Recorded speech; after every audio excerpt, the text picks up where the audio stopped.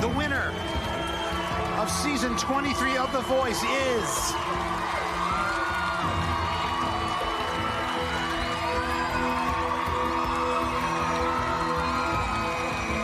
Gina Miles. That is Gina Miles of Team Niall winning The Voice last month in Niall Horan's first season as a coach on the hit show. It was a full circle moment for Horan, whose own career was launched on a singing competition in the UK. There, the young high school student was teamed with 4 other talented lads to form a band called One Direction. In 2011, the debut single, What Makes You Beautiful, made 1D an international sensation, with the boys followed by swarms of screaming fans wherever they went. When the band took a break in 2016, the future of the individual members was uncertain.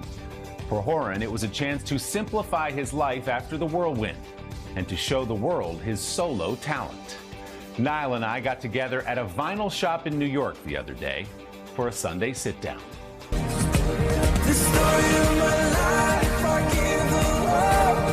The story of Niall Horan's life is one of an Irish teenager thrust to worldwide fame as a member of the biggest group on the planet.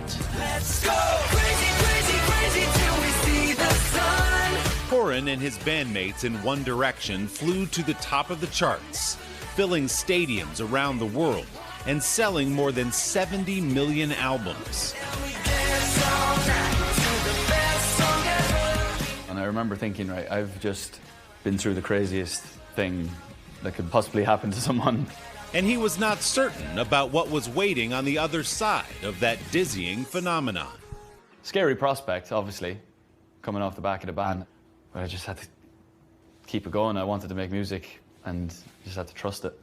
That trust has paid off in a successful solo career. Horan's latest album is called The Show, a record created when he finally was forced to slow down. It's 2020, and you're getting ready to go on a tour. Of course, everything is canceled, except you don't have your instruments. All my gear was locked away. We were just about to go on tour in that April. All my guitars had left my house. They were all boxed up in a lock-up somewhere, ready to go to the first show. And it was just me and the piano and in the house. Just gonna sit down there and play around, sing some melodies, play some chords, and hope for the best. When I wrote that and sung the first couple of lines, and the lyrics came out, I was like, oh, maybe this is the time now. Maybe this is the start of a record. If everything was easy, nothing ever broke. If everything was simple, how would we know? The show is basically me saying how grateful I should feel for everything. Because during the pandemic, we kind of lost all of that control that we like to have as humans. It feels to me there's a weightiness, or some of the subject matter is heavy, despite the sort of some pop sound to some of it anyway. Is that fair to say? Yeah. I just gotten into a new relationship, so that was good.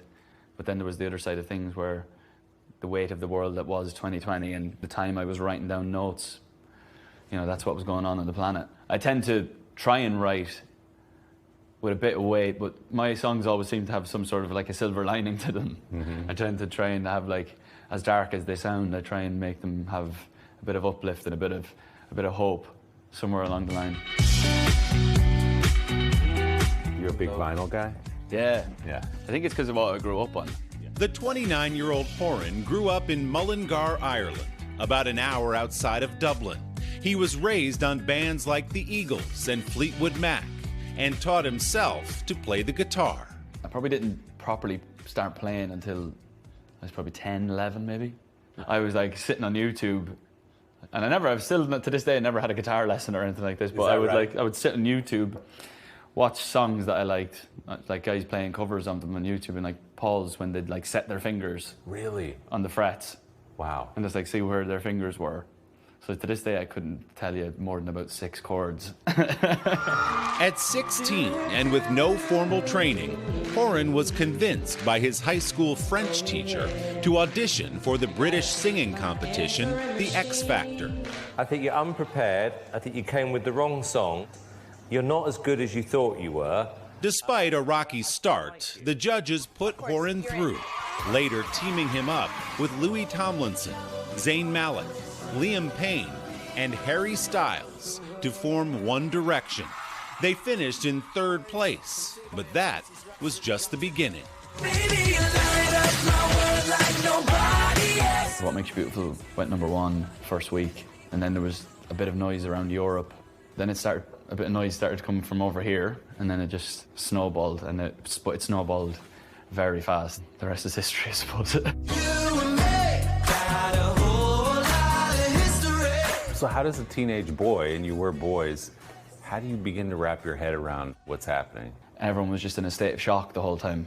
I think that was what was attracted a lot of people to the band. I think it was very clear that it was 5 working class, blue-collar kids who were just the deer in the headlights and are now like these worldwide known people. We always used to say like normal people doing an abnormal job, which is a good outlook to have. One of the stadium tours was called Where We Are Tour, because we always used to be like, look where we are. It was literally named because we were just always like, what the hell's going on? Every now and then you catch yourself just like looking at each other just going, this is nuts. As you look back on it now, these years later, does it feel like a dream or something? I think that was what was important about the pandemic for me too. It was, as I said, it was the first time I sat still. With that comes reflection and just actually sitting and just going like, what's just happened for the last 10 years? It nearly feels like it's like a separate life now that I'm like a bit older and a bit, you know, I've solved the world now. I'm so mature now.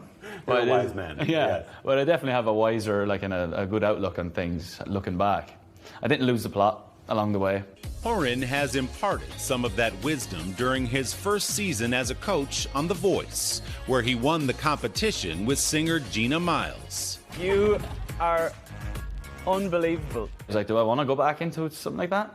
I've never mentored anyone before, but it was the best decision I made. It's so much fun. I bet you have incredible empathy for the people on that side of it, having been there before. For sure, yeah. I know exactly what it's like to stand there and like have your future in some famous bloke's hands, you know? Yeah. And I'm the famous dude with the future in the hands.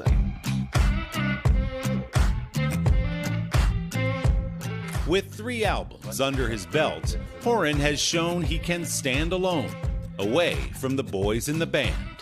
There's always a level of trying to prove yourself. Hopefully you write a good song here and there, and there's a bit of longevity to it. I've been doing it for, 14 years now.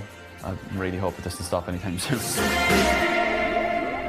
Niall's new album, The Show, is available now, and you can catch him out on tour next year. In the meantime, he's back for another season of The Voice here on NBC this fall. Our big thanks to RPM Underground in New York for hosting our conversation. Don't forget to subscribe to the Sunday Sitdown podcast to hear the full extended interview with Niall Horan. You can find that on Apple Podcasts or wherever you get yours. Hey, thanks for watching. Don't miss the Today Show every weekday at 11 a.m. Eastern, 8 Pacific on our streaming channel, Today All Day. To watch, head to today.com/allday or click the link right here.